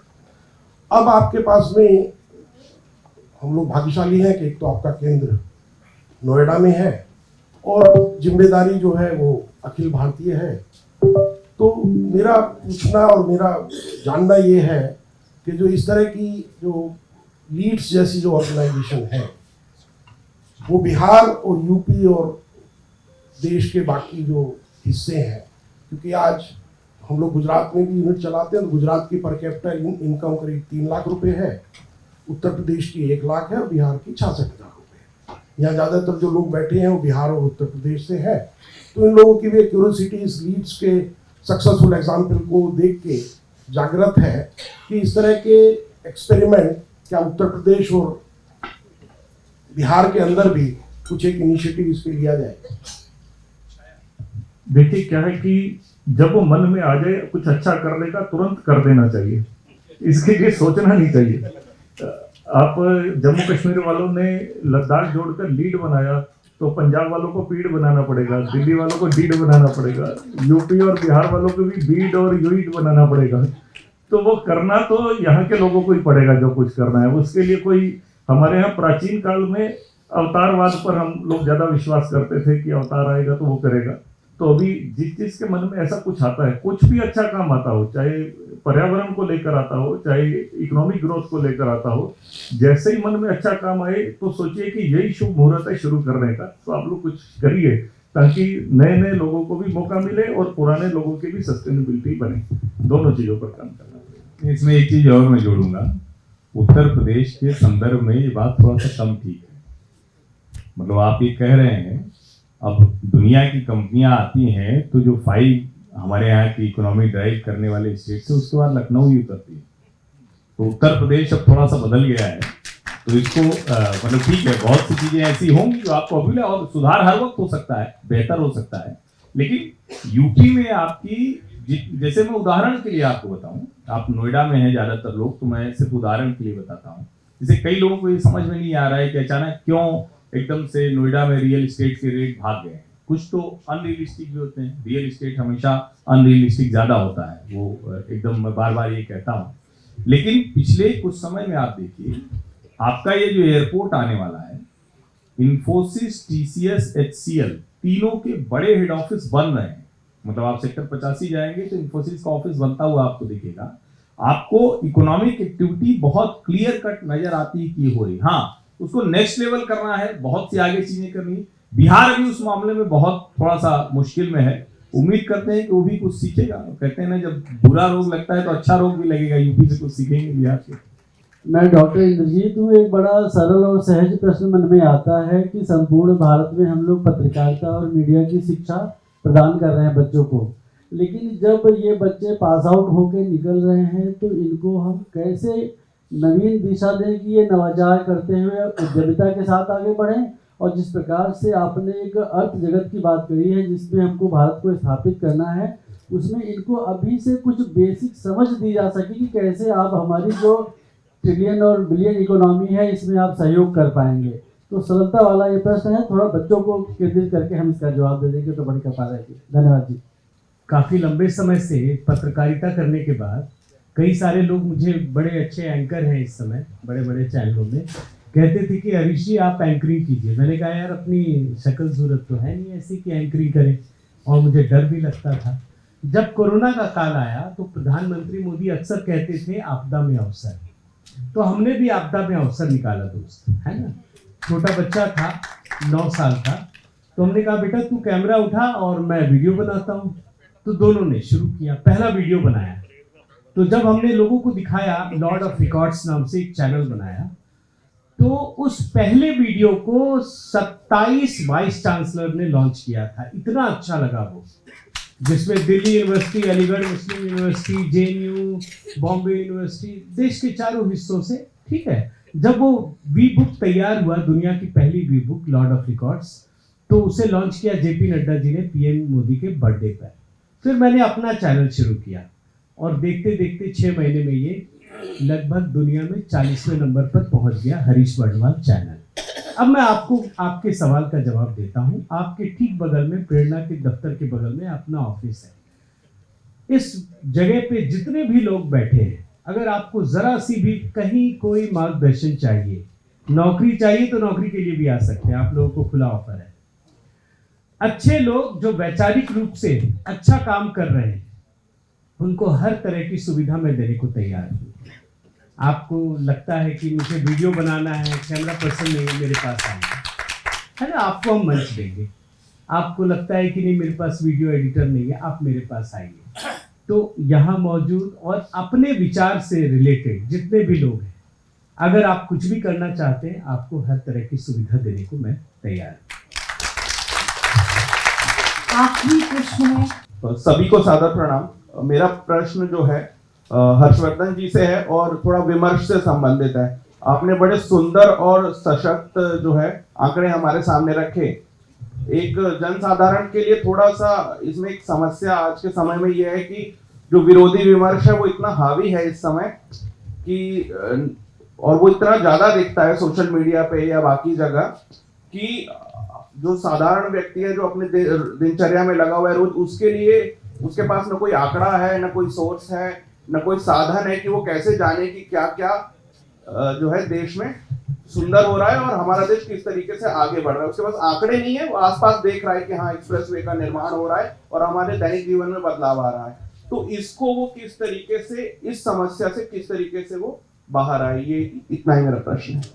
देखिए, तो अभी भी आपको लग रहा है कि विरोधियों का विमर्श हावी है, तो ये थोड़ी चिंता की बात है, क्योंकि अब तो मुझे ऐसा लगता नहीं। हम ये कहते हैं कि विरोधियों का विमर्श हावी है, तो एक अपने विचार परिवार से जुड़े कार्यक्रम में सोशल मीडिया की एक दिन की वर्कशॉप थी, तो उसमें एक मेरा भी हिस्सा था। तो मैंने उनसे पूछा कि आप लोग कितने लोगों को, अपने विचार के लोगों को देखते सुनते हैं, क्योंकि वो जितने लोग बोल रहे थे वो उनकी बात कर रहे थे जिनका विचार वो पसंद नहीं करते, जिनको कहते हैं कि इनको लोग सुनते क्यों हैं, जिनको लोग कहते हैं कि इनके बारे में लोग चर्चा क्यों करते हैं, और सबसे ज्यादा उनको सुनने वाले, विरोधियों को उनके विचार की चर्चा करने वाले, उनके विचार को आगे बढ़ाने वाले हम ही लोग। अब ये कोई समाज में वो वाला समय नहीं है कि आपने किसी को कहा कि बहुत बुरा आदमी है तो वो बुरा बन जाएगा, ये नैतिकता वाला वो वाला समय नहीं है। समय के साथ मीडिया को समझना चाहिए। यहाँ इंप्रेशंस का टाइम है, ये अलग विषय है इसलिए लंबी कभी बात करेंगे, लेकिन आज सिर्फ 2 लाइन में बता देता हूँ। यहाँ ये नहीं होता है कि किसी ने किसी के खिलाफ क्या लिखा। मान लीजिए कि आप किसी को नापसंद करते हैं और उसके YouTube चैनल पे आप दिन में 3 बार जाते हैं और उसके 4 बार लिख के आते हैं।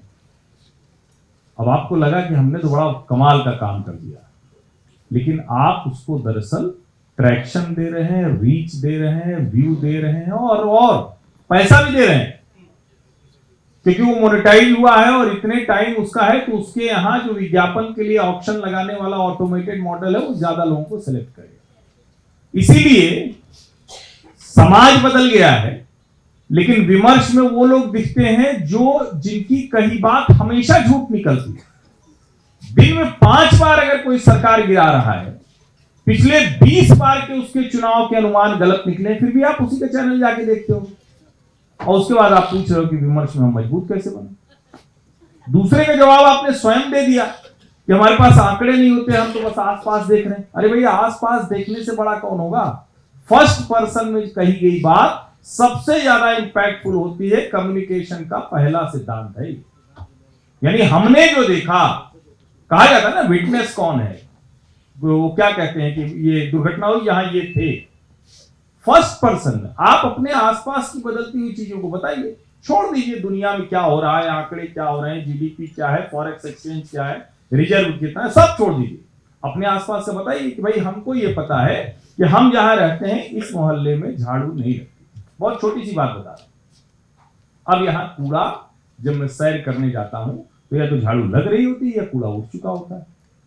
आप बताइए कि आपके यहाँ बिजली आती थी कि नहीं आती, आप बताइए कि आपके यहाँ सड़क बनी थी कि नहीं बनी थी, आप बताइए कि आप नौकरी करने जहां गए थे वहां सब अपने मूल स्थान पर जाते हैं तो कितना समय लगता है, किस तरह की चीजें बदली, मुझे लगता है। लेकिन पहला वाला हिस्सा ध्यान करिए, विरोधी को सुनना, विरोधी को गाली देना बंद कर दीजिए, वो उसको लाभ पहुंचा रहा है। लोकतंत्र की सबसे सुंदर व्यवस्था है प्रश्न पूछना, और इस सत्र की सार्थकता का प्रतीक भी है अनवरत आते प्रश्न। मगर समय की प्रतिबद्धता है, कुछ और छोटे छोटे हमारे शेष कार्यक्रम हैं।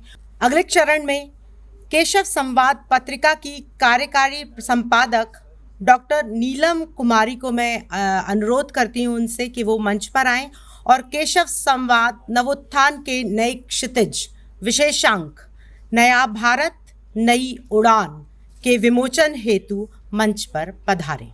बहुत बहुत धन्यवाद रितु जी। सभी को सादर नमस्कार। राष्ट्रीयता से ओतप्रोत भारतीय संस्कृति, परंपरा एवं भारतीय मूल्यों को समाहित करने वाली पत्रिका केशव संवाद सन 2000 से मेरठ से प्रकाशित होती थी। जुलाई 2016 से यह प्रेरणा शोध संस्थान न्यास नोएडा द्वारा निरंतर प्रकाशित हो रही है। प्रत्येक माह के अंक में विषय विशेष को लेकर शोधपरक सामग्री प्रकाशित की जाती है। यह पत्रिका का 3 माह में विषय निर्धारित विशेषांक भी प्रकाशित करती है। केशव संवाद पत्रिका पूर्णतः राष्ट्रीयता से अनुप्राणित है तथा पत्रकारिता के क्षेत्र में एक विशिष्ट स्थान रखती है। केशव संवाद पत्रिका का प्रस्तुत विशेषांक नवोत्थान के नए क्षितिज नया भारत नई उड़ान आप सभी सुधी पाठकों के समक्ष प्रस्तुत करते हुए बड़े गर्व की अनुभूति हो रही है। केशव संवाद पत्रिका का यह विशेषांक प्रेरणा विमर्श 2025 के मुख्य शीर्षक नवोत्थान के नए क्षितिज पर केंद्रित है और पत्रिका को नए तेवर और कलेवर देते हुए पत्रिका में प्रेरणा विमर्श 2025 के 6 आयामों क्रमशः वैचारिक, वैश्विक, सामाजिक, सांस्कृतिक और सुरक्षा के क्षेत्र से संबंधित लगभग 23 शोधपरक क्षेत्रों लेखों को समाहित किया गया है। प्रस्तुत विशेषांक संदेश देता है कि भारत एक उभरती हुई विचारधारा है, नवाचार का केंद्र है, मानवीय मूल्यों की संरक्षक है और वैश्विक नेतृत्व का ध्वजवाहक बनकर उभर रहा है। यह हमारे राष्ट्र के आत्मविश्वास का विस्तार है, जहां संभावनाएं साकार हो रही हैं, जहां आकांक्षाएं उपलब्धियों में बदल रही हैं, जहां सदियों की विरासत आधुनिकता के पंख लगाकर भविष्य की ओर उड़ान भर रही हैं और यही भारत का नवोत्थान है, यही नए भारत की नई उड़ान है। प्रस्तुत विशेषांक के वर्तमान स्वरूप को देने के लिए हम सभी के प्रेरणा स्रोत, हम सभी के मार्गदर्शक आदरणीय श्रीमान कृपाशंकर जी भाई साहब का इस पत्रिका में विशेष हमें आशीर्वाद प्राप्त हुआ है। संपादक मंडल में डॉक्टर अनिल कुमार निगम जी, डॉक्टर दीपा जी, डॉक्टर मानस वर्मा जी और पृष्ठ संयोजन में श्री वीरेंद्र पोखरियाल जी का विशेष सहयोग रहा है। निश्चित ही प्रस्तुत विशेषांक राष्ट्र निर्माण में सार्थक विमर्श खड़ा करने में अपनी सफल भूमिका निभाएगा।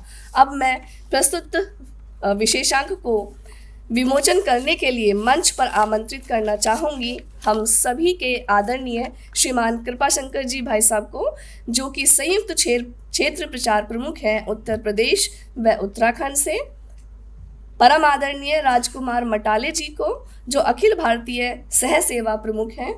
आप सभी से निवेदन है कि कृपया मंच पर आएं। आदरणीय श्रीमान तपन कुमार जी, क्षेत्र सह प्रचार प्रमुख, श्रीमान अनिल त्यागी जी, अध्यक्ष प्रेरणा विमर्श, डॉक्टर अनिल कुमार निगम जी, प्रबंध निर्देशक केशव संवाद, श्रीमान श्याम किशोर जी, संयोजक प्रेरणा विमर्श 2025 एवं दीपा जी। आप सभी से विनम्र आग्रह है कि कृपया इस विशेषांक के विमोचन के लिए आप आगे आए। सभी का बहुत बहुत धन्यवाद।